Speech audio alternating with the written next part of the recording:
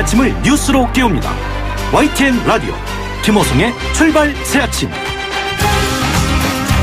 여러분 안녕하십니까? 출발 새아침 김호성입니다. 아무도 광장에 머물지 않아요. 필요한 약탈과 사기만 끝나면 광장은 텅 빕니다. 광장이 죽은 곳, 이게 남한 아닙니까? 작가 최인호는 대표작 광장을 통해 이렇게 물었습니다. 4.19 이후 5.16 직전 출판된 소설 광장은 개인의 자유와 집단의 정의 사이에서 고뇌하는 주인공을 그리고 있습니다. 밀실의 자유와 광장의 정의를 찾는 주인공은 불행하게도 이데올로기 덫에 걸려서 남과 북 그 어디에서도 답을 찾지 못합니다. 결국 제3의 선택을 하게 되죠. 그 선택 여전히 60년이 지난 지금까지도 한국 사회의 숙제로 남아있는 것이 아닌가 하는 생각이 듭니다. 패스트트랙 지정안 통과 이후에 여의도 국회가 대치일로를 걷고 있습니다. 자유한국당이 장외투쟁을 선언했습니다. 광화문 천막 당사 투쟁을 예고했습니다. 이에 대해서 박원순 시장은 서울시장의 모든 권한을 동원해서 단호하게 대응하겠다고 밝혔습니다. 광장의 천막 당사가 불어된다고 해도 한국당의 장외투쟁은 전국적으로 강행될 것으로 보입니다. 총선 1년을 앞둔 광장 정치의 이해득실이 어떻게 전개될지 주목됩니다. 여기에서 한 가지 더. 거리의 광장보다 더 큰 사이버 광장은 어떻게 반응할까요? 결국 판단은 국민의 몫입니다. 5월 2일 목요일입니다. 잠시 후 출발하겠습니다.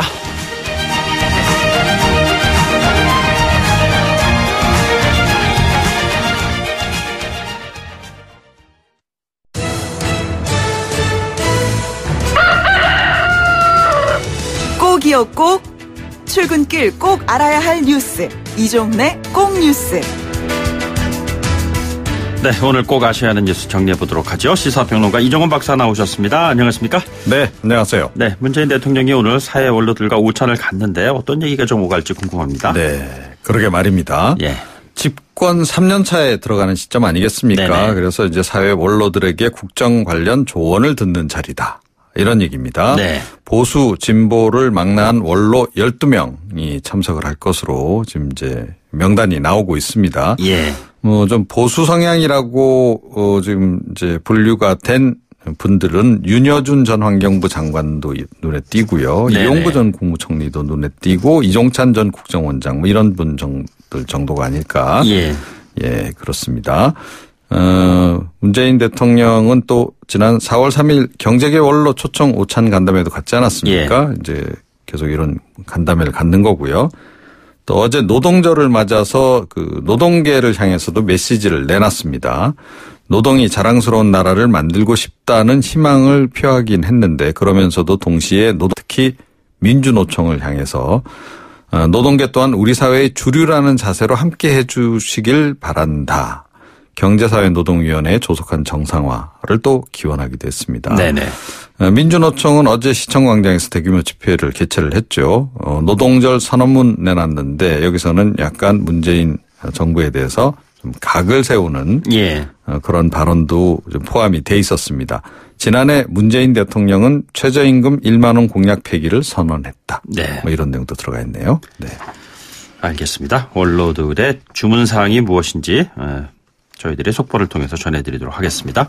문무일 검찰총장이 패스트트랙 지정을 마친 검경 수사권 조정 법안을 비판했다. 이 네. 내용이 사실 어제 오후부터 되게 좀 크게 다뤄진 것 같아요. 예, 그렇습니다. 이 문 총장은 현재 해외 출장 중입니다. 지난달 28일에 출국을 했고 9일 귀국 예정인데요. 그런데 어제 대검찰청 대변인실을 통해서 입장문을 배포를 했습니다. 네네. 핵심은 신속 처리 안건으로 지정된 법률 안들은 견제와 균형이라는 민주주의 원리에 반한다. 예. 이걸 좀 줄이면 위헌이다. 이 얘기입니다. 네네. 임기가 7월 24일까지거든요. 9일 귀국 직후에 뭐 어쩌면 사표를 던질지 모른다. 이런 관측도 나오고 있습니다. 예.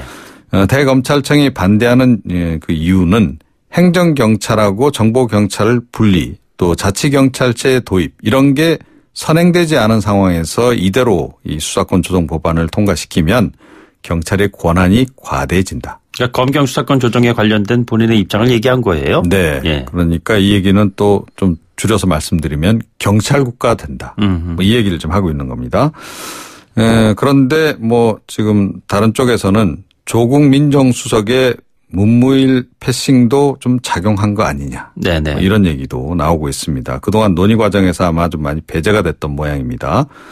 이런 속에 더불어민주당 내에서도 반대론이 좀 제기가 되고 있습니다. 조홍천 의원이 지금 사개특위 위원인데요. 예. 페이스북에 좀 글을 올렸습니다. 검찰에서 수사권을 분리하기 위해 시작된 검경 수사권 조정의 당초 취지와 정반대로 결론 지어진 검찰청법 형사소송법 개정안은 반대한다. 네네. 사보임 뭐 만약에 한다면 뭐 관계없다. 예. 뭐 나 교체해라. 뭐 이제 이런 뜻입니다. 금태섭 의원 또 공수처 설치 반대했거든요. 예, 당내에서도 약간 반대론도 없진 않은 상황입니다. 예를 들어서 바른미래당 같은 경우 오신환 의원 같은 경우도 이번에 사보임 과정에서 본인의 소신이 당의 권고안과는 다르다 뭐 이렇게 얘기했던 거 아니잖아요. 네, 그렇습니다. 예. 그러한 그 연장선상에서 만들어지고 있는 상황이 아닌가 뭐 그런 느낌이 드네요. 사회적 참사 특별조사위원회가 자유한국당 황교안 대표 조사하겠다 이렇게 결정을 했습니다. 네, 그렇습니다. 이 사회적 참사 특별조사위원회 이제 명칭이 좀 깁니다. 네네. 가습기 살균제 사건과 4.16 그 세월호 참사 특별조사위원회입니다. 공식 네네. 명칭은. 어제 전원위원회 회의를 가졌고요. 지난 1월 말에 4.16 세월호 참사 가족협의회가 요청한 조사건을 의결을 한 겁니다. 예. 조사 대상은 세월호 참사 당시 법무부 장관이었던 황교안 대표고요. 조사 내용은 이 세월호 참사 수사 과정에서 외압과 방해했는지 여부를 이제 조사를 해달라 이런 얘기고요. 특조위는 그 황 대표에 대한 구체적인 조사 일정 내용은 추가 논의로 결정을 하겠다라고 지금 얘기를 하고 있습니다. 네네. 조사는 어떤 형태로든 이제 할 것 같고 여기에 이제 응할지 여부는 뭐 이제 황 대표가 결정을 해야겠죠. 예. 자유한국당 쪽에서는 이건 야당 대표를 타깃으로 한 탄압이다. 무슨 문제든 기승전 황교안으로 만들어 보려는 노력이 눈물겨울 지경이다라고 지금 반발을 하고 있습니다. 네네. 이런 속에 청와대 자유한국당 해산 국민청원은 조금 전에 보니까 165만 명에 근접을 했고요. 예. 더불어민주당 해산 국민청원은 27만 명에 근접을 했습니다. 네네. 약 6.1대 1의 비율입니다. 현재는. 이게 몇 대 몇 말씀하시니까 뭐 마치 스포츠 경기 중계하시는 것 같아요. 네. 이게 뭐 사람들이 가끔 이 얘기를 하더라고요. 네. 알겠습니다. 네. 오늘 말씀 여기까지 듣도록 하죠. 고맙습니다. 네. 지금까지 이종훈 시사평론가였습니다.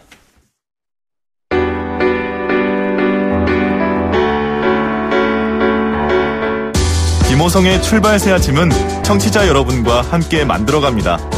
짧은 문자 50원, 긴 문자 100원의 유료 문자 샵 0945, 우물정 0945나 YTN 라디오 어플리케이션 예스, 유튜브 보이는 라디오 채팅창을 통해 여러분의 목소리를 들려주세요. 출근길 오전 7시 15분부터 9시까지 김호성의 출발새 아침입니다.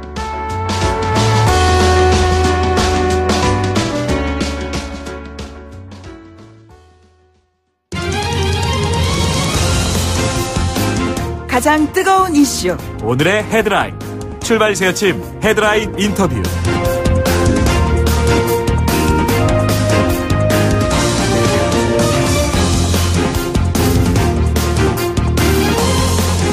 네, 여러분 인플루언서라고 혹시 들어보셨습니까? 최근 SNS나 유튜브에서 큰 유명세를 얻고 있는 사람들을 일컬어서 흔히 인플루언서라고 부릅니다. 인플루언스, 뭐 이렇게 영향을 주는 사람서 이렇게 되는 것 같아요.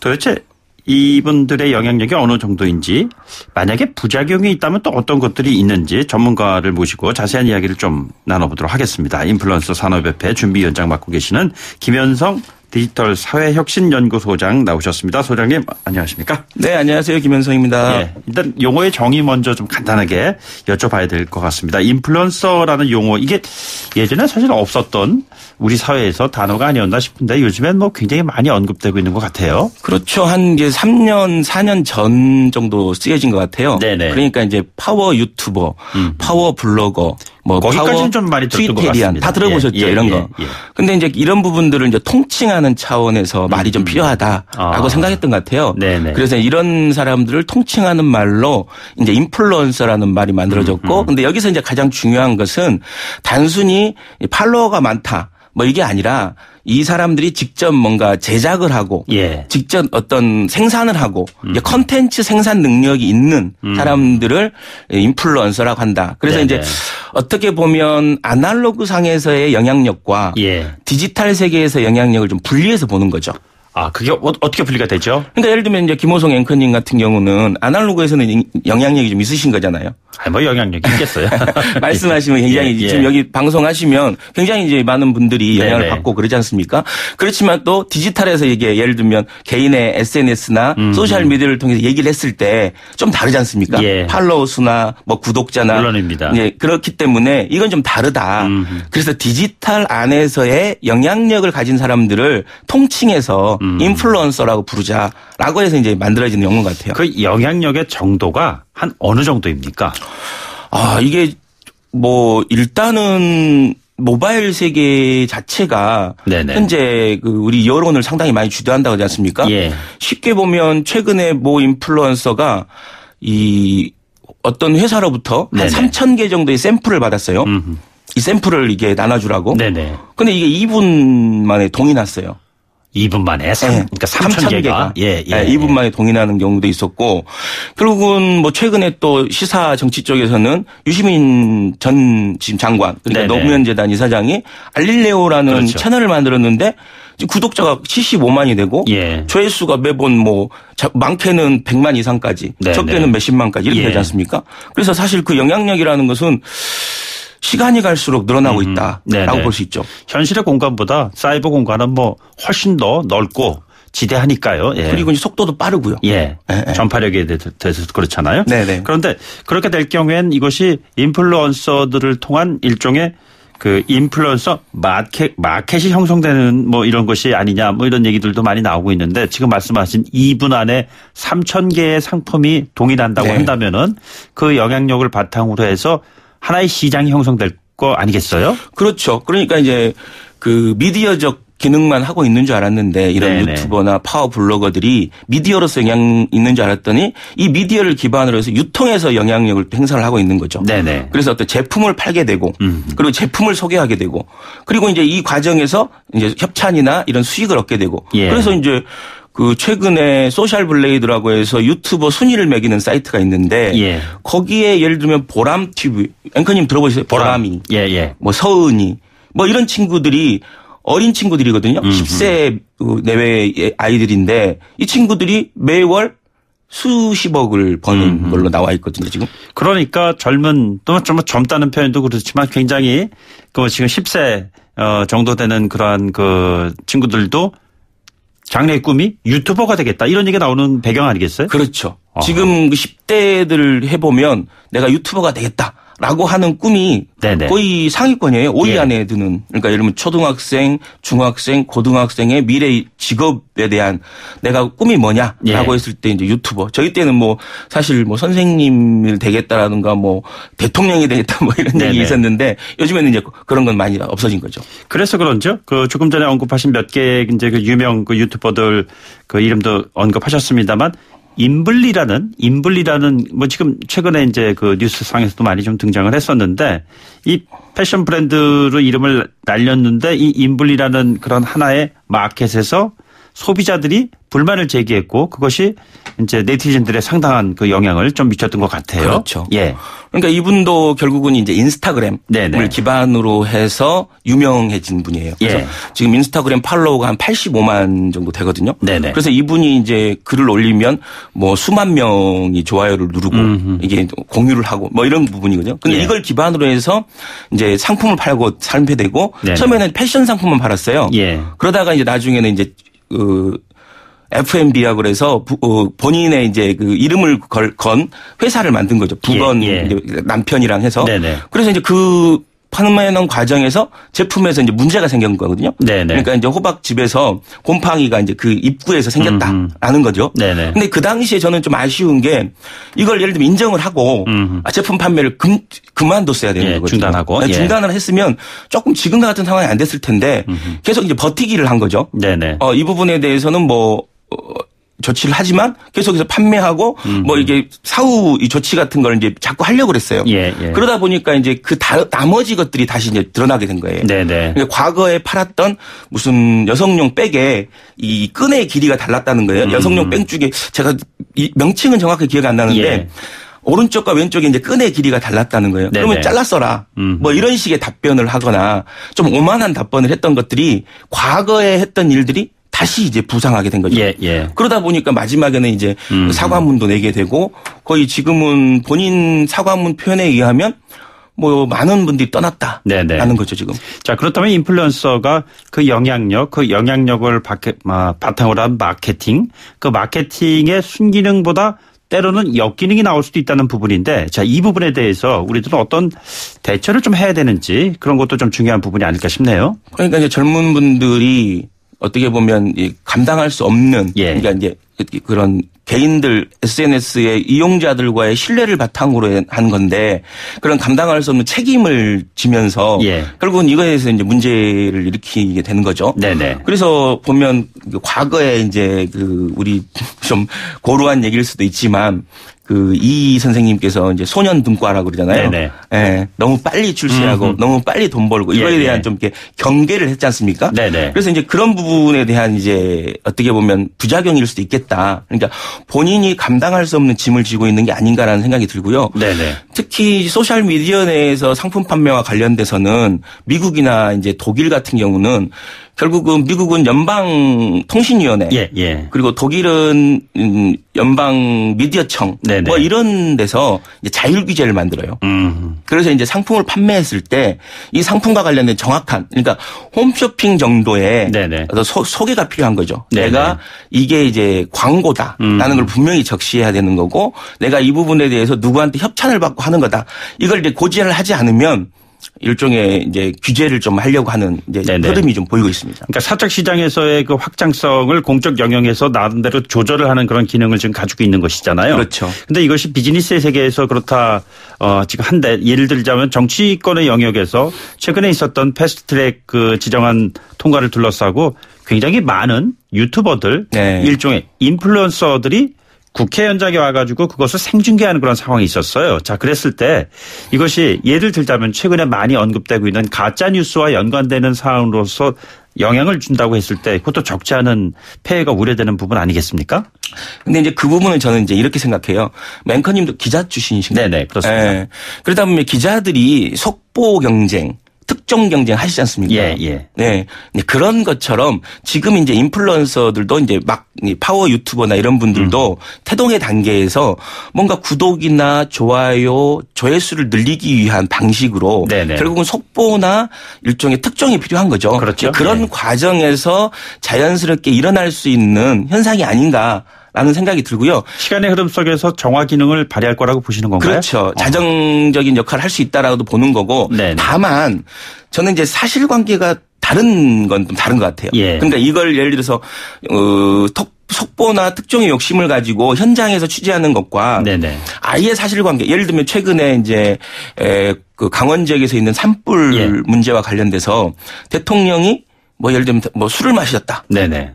그 산불 그 나고 있는 중에 네. 뭐 어떤 언론 행사에 가서 네. 술을 마셨다. 뭐 이런 식의 이제 아예 사실관계가 다른 문제를 이야기하는 예. 건 굉장히 다른 문제 같아요. 그래서 이 가짜뉴스 문제와 특종 경쟁과 이런 그 뭐 이런 경쟁 문제. 네네. 이건 좀 다르게 봐야 된다고. 이게 저널리즘에도 보면은 옐로우 저널리즘이라는 말이 있잖아요. 네, 지금 네. 인플루언서들도 사회 각계각층에 긍정적인 영향을 주는 영향력을 행사하는 사람으로서의 역할도 있지만 또 부정적인 또 그런 기능도 있을 거라는 이제 우려를 우리가 어떤 식으로 현명하게 대처해야 하는가 이런 부분일 텐데 거기에 대한 조언을 좀 주신다면요. 저는 이제 기본적으로 점점 네네. 사회가 이제 이 국민들 소비자들의 정보력이 높아진 거예요. 예. 그러니까 과거에는 정부가 정보를 더 많이 가지고 있었던 거죠. 네네. 그런데 이제 기업이 소비자와 정보를 균형하게 가지고 있을 때 기업이 적극적으로 소비자들을 생산의 과정에 참여시켜요.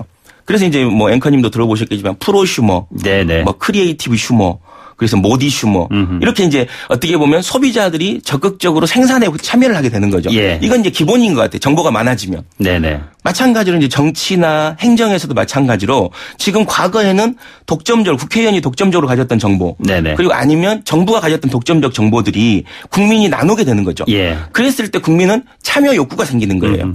그러면 이 참여 욕구를 어떻게 발산시켜 주느냐. 네네. 이게 이제 굉장히 중요하죠. 그래서 이제 다양한 채널과 다양한 방식으로 정부나 정치권은 예. 이것을 받아들이는 이게 경제나 마케팅 용어로 하면 네네. 오픈 이노베이션이라고 그러거든요. 열린 혁신을 추구해야 된다. 예, 예. 그래서 다양한 플랫폼을 통해서 그래서 지금 어찌 보면 청와대가 만든 청원 사이트 같은 경우는 어찌 보면 그런 수 있는 거죠. 네네. 변화된 국민들, 달라진 국민들을 어떻게 수용할 것이냐라는 네네. 것에 대한 해법일 수 있는 거죠. 아, 그렇군요. 열린 공간에서의 어떤 무책임이 아니라 열린 공간에서 어떤 혁신을 통해 가지고 긍정적인 길을 좀 찾아나가는 뭐 그렇죠. 그런 과정들이요. 그리고 말하고 싶고 참여하고 싶은 국민들에게 얼마든지 말하고 참여해라. 네네. 그리고 이런 건 우리가 걸러주겠다. 이런 자세가 필요한 거죠. 예. 국민의 정치권이. 그걸 네네. 예를 들면 마치 심판처럼 야 이건 잘못됐다. 이건 아니다. 라고 해서 심판이 되려고 하지 마시고 예. 그 욕도 아니면 그 잘못된 정보도 적극적으로 받아들여서 이건 어떻게 잘못됐고 이건 어떻게 수용할 거고 네네. 이건 어떻게 하면 긍정적 방향으로 돌릴 수 있는지 이렇게 네. 얘기를 해야지 자꾸 규제를 특히 이제 정치도 마찬가지고 시장도 마찬가지죠. 네네. 시장에서도 자꾸 이걸 이제 과세의 대상으로 보고 마치 뭐 비만의 원인으로 보고 뭐 이런 것보다는 훨씬 더 이 실태를 정확히 파악한 다음에 네네. 이 산업으로서 어떻게 성장할 수 있는지 좀 맷집을 좀 키워준 다음에 그 다음에 해도 된다. 네네. 그리고 이제 일부 인플루언서들은 서운한 게 그냥 그런 거죠. 본인들이 1인 기업으로서 어느 정도 성장을 시켜놓은 거죠. 예. 그 과정에서 정부나 기업이 크게 도와준 게 없어요. 사실 어떻게 보면.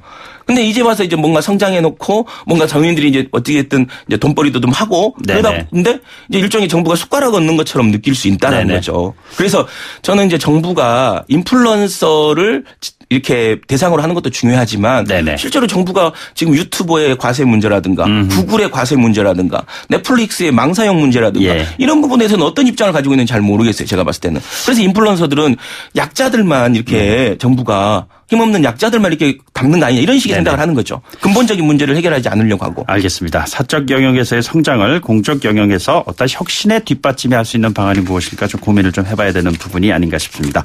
네, 오늘 말씀 고맙습니다. 지금까지 디지털 사회혁신연구소의 김현성 소장이었습니다. 고맙습니다. 네, 감사합니다. 1부 마치고요. 2부에 돌아오죠. 뉴스를 만들어내는 뉴스, 이슈를 끌고 가는 이슈. 아침을 여는 정통 아침 시사. YTN 라디오 김호성의 출발 새아침. 네, 패스트트랙 정국이 여전히 지금 갈등 국면입니다. 뭐 고발 정국이다, 삭발 정국이다 이런 얘기까지 나오고 있습니다. 2부에서는요 자유한국당의 정용기 의원을 연결해서 한국당의 입장을 좀 들어보도록 하겠습니다. 잠시 뒤에 돌아오죠.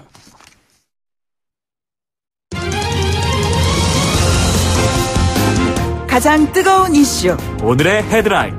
출발 새아침 헤드라인 인터뷰.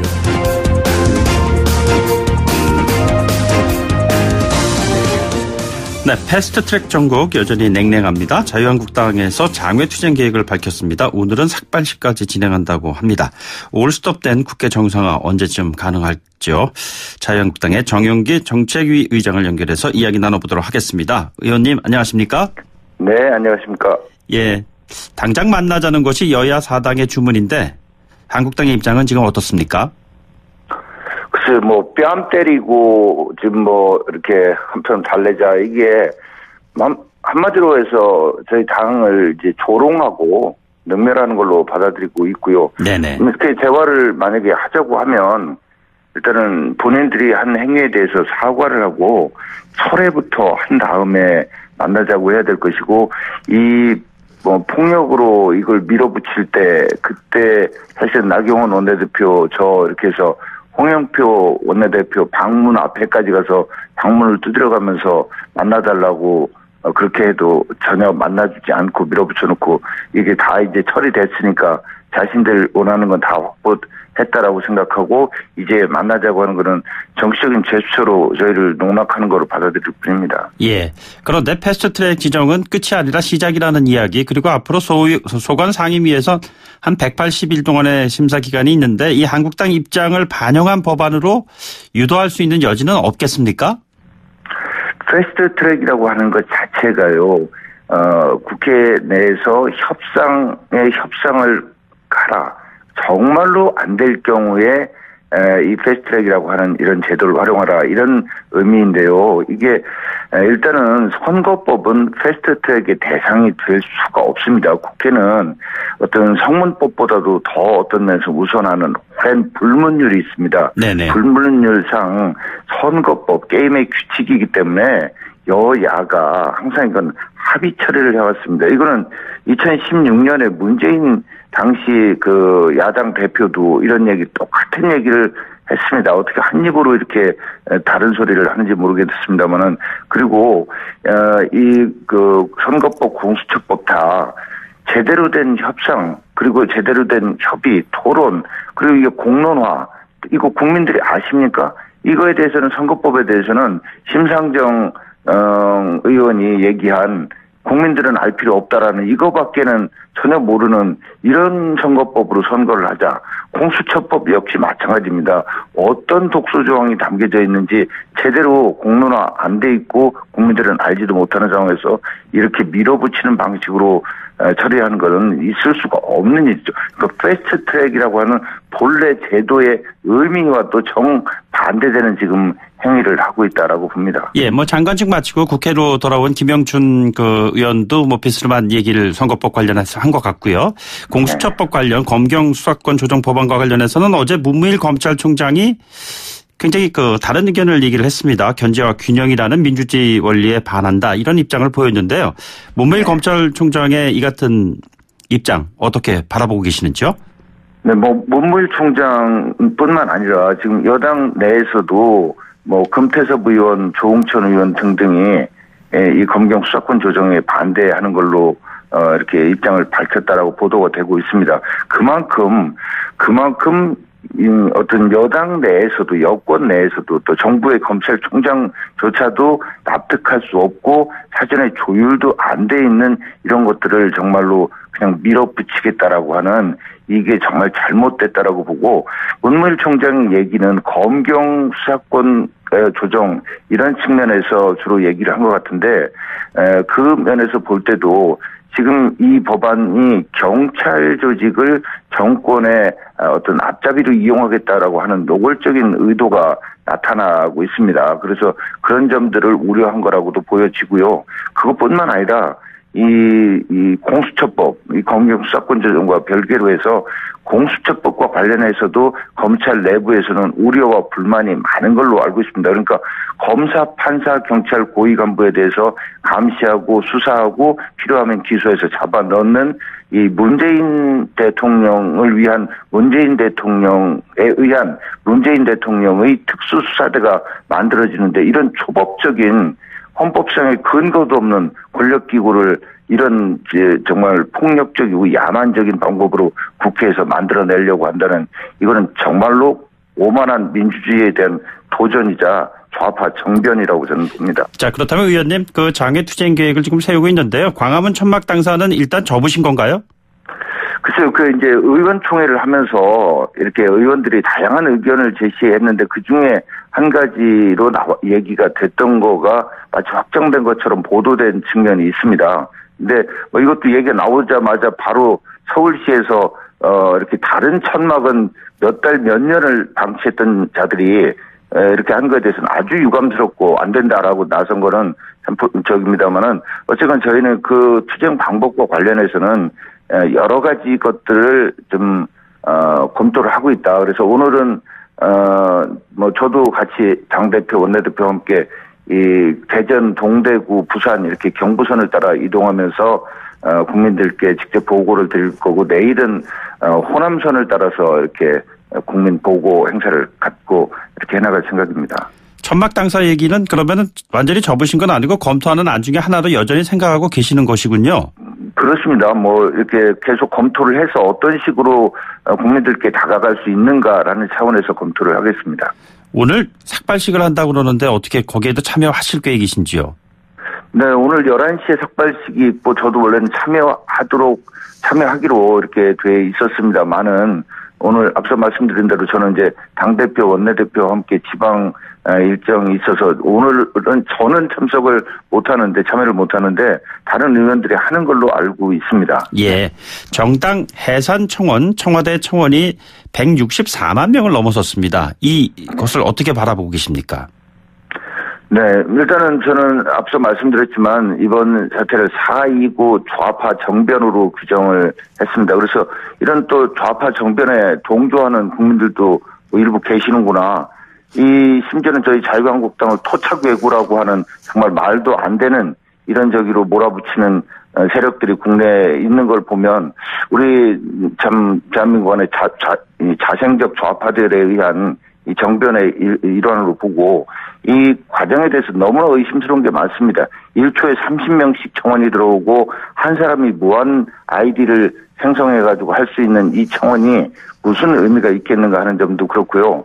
또한 이게 배후에 북한이 있다고도 보여집니다. 북한의 조평통 산하의 우리민족끼리라고 하는 매체에서 18일 날 이 한국당 해산시켜라라고 하는 거를 발표를 하니까 바로 나흘 뒤인 22일 날 청와대 청원 게시판에 한국당 해산 청원이 올라오고 여기에 대대적인 정말 매크로 시스템이 다시 가동되고 있다고 의심하지 않을 수 없는 속도로 이게 진행되고 있는 걸로 봐서는 북한의 어떤 지혜령을 받는 이런 세력들에 의해서 이게 기획되고 진행되고 있는 거 아닌가 하는 의심도 가지고 있습니다. 예. 근데 지금 당 공식 입장인가요? 바른미래당의 이준석 위원 같은 경우에는 베트남에 들어왔다는 유입 관련 얘기했다가 나중에 그걸 또 번복하고 그랬는데요. 한국당 입장은 지금 여전히 북한 개입설이라는 것이 있다라고 생각을 하고 계시는 건지요?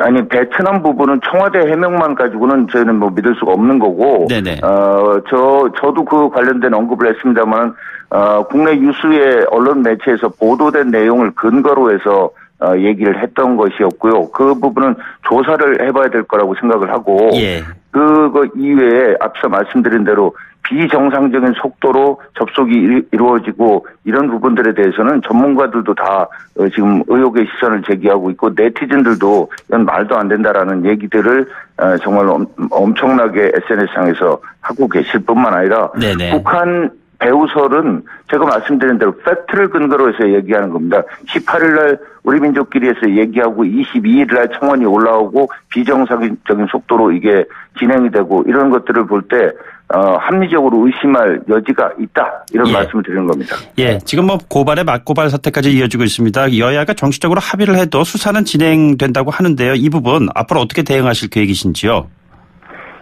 사실은 정치적인 문제를 가지고 법원으로 법에 의해서 해결해야 된다 하려고 하는 것 자체가 굉장히 참 유치한 짓입니다만 사실은 이거 역시 어떻게 보면 이미 좌파에 의해서 사조직인 우리법 연구회로 법원 장악 끝났다. 그러니까 고발해서 법적으로 처리를 하겠다. 이거 엄포가 아니라고 저희는 받아들입니다. 심각하게 받아들이는데 이거에 대해 저희는 이렇습니다. 그러면 야당 전원 다 고발해라. 그리고 다 잡아가두고 좀 심한 같습니다만은 당신들끼리 다 그러면 한번 해봐라. 그 국민들로부터 절대 용서받지 못할 이런 일일 것이다. 그러니까 그렇게 하겠다면 어떻게 하겠는가? 힘 가진 자들이 해봐라. 알겠습니다. 이런 입장입니다. 네. 예, 오늘 말씀 여기까지 듣죠. 고맙습니다. 네, 감사합니다. 자유한국당의 정용기 정책위 의장이었습니다.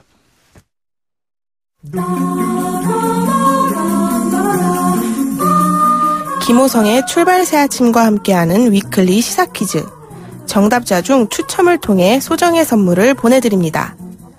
이것은 검찰개혁 방안의 하나로 고위공직자 및 그 가족의 비리를 수사, 기소할 수 있는 독립기관을 말합니다. 이것을 포함한 패스트트랙이 여야의 극한 대치 끝에 지정됐는데요. 이것은 무엇일까요? 1번 공수처, 2번 공수래 공수거. 짧은 문자 50원, 긴 문자 100원의 유료 메시지 샵 0945 우물정 0945로 보내주시면 됩니다. 김호성의 출발 새 아침 2부 여기서 마치고요. 잠시 후 8시 10분 3부에서 만나요.